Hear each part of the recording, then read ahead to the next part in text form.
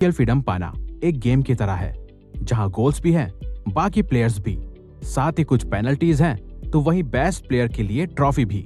लेकिन हर खेल की तरह हमें इस मनी गेम को जीतने के लिए कुछ रूल्स को फॉलो करना जरूरी है।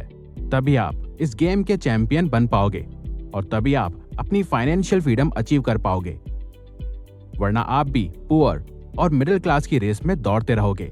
तो इसीलिए हमेशा की तरह आज भी हम इस एक और वैल्यूएबल वीडियो में आपके साथ रिच लोगों के 7 मनी रूल्स शेयर करेंगे, जो वर्ल्ड वाइड वेल्दी लोग सालों से फॉलो करते आ रहे हैं। तो इन रूल्स को फॉलो करके आप भी जल्द ही अपनी फाइनेंशियल फ्रीडम और फाइनेंशियल सक्सेस पा सकते हैं।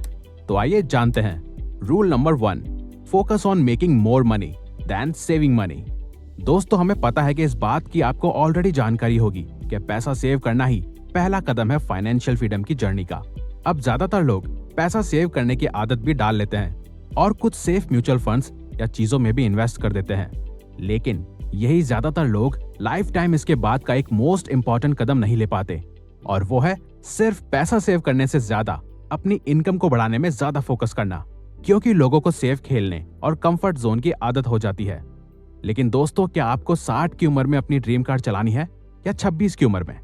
अगर 26 या उसके आसपास की उम्र में चलानी है तो आपको पैसा सेव और इन्वेस्ट करने के साथ ही अपनी इनकम को भी 10x बढ़ाने में ज्यादा फोकस करना है, क्योंकि आपके प्रोडक्ट्स एंड सर्विसेज या आपके स्किल्स आपको कुछ ही महीनों में इतना पैसा बना के दे सकते हैं जितना आपकी सेविंग्स वगैरह शायद कई सालों में भी ना दे पाए।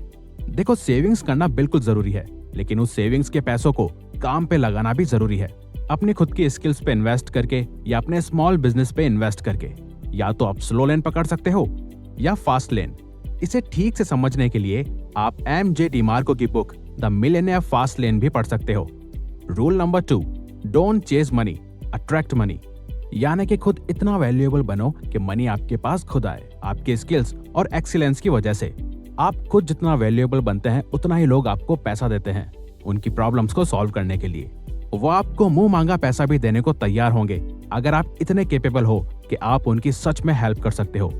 तभी आपने देखा ही होगा, कुछ सक्सेसफुल, टैलेंटेड और सेल्फ मेड पीपल सिर्फ कुछ ही देर की स्पीच देने का ही लाखों चार्ज करते हैं। यही एक डिफरेंस होता है उन लोगों में जो सिर्फ पैसों के लिए काम करते हैं और पैसों के पीछे भागते हैं, और वही कुछ इतने वैल्यूएबल लोग होते हैं जो सालों तक मेहनत करके और रोज कुछ नया सीख के बाकियों से इतना आगे निकल जाते हैं कि फिर पैसा उन्हें फॉलो करता है।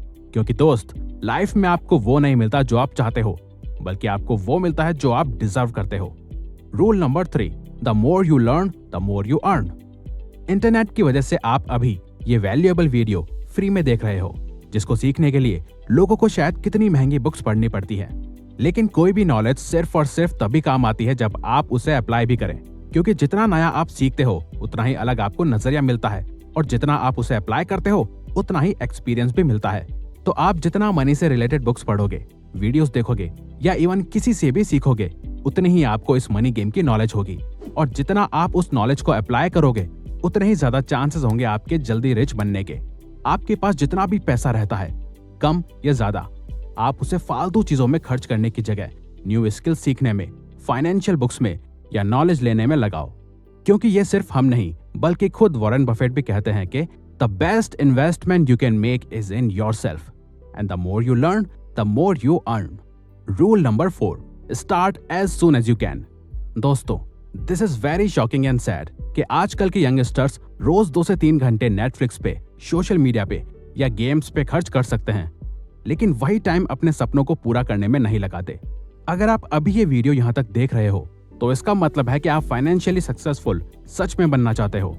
तो आप भी बाकियों की तरह सेम टाइम वेस्ट करने की गलती मत करो।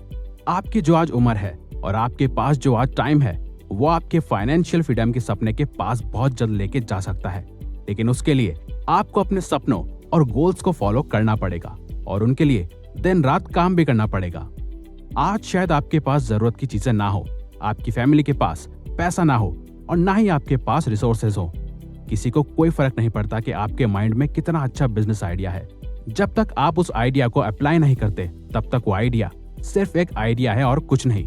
तो आपको जितना जल्दी हो सके उतना जल्दी इस फाइनेंशियल सक्सेस की जर्नी को शुरू करना है, क्योंकि बिल गेट्स का कहना है, अगर आप गरीब ही पैदा हुए थे तो ये आपकी गलती नहीं है, लेकिन अगर आप गरीब ही मरते हो तो ये आपकी गलती होगी। Number 5, track your money.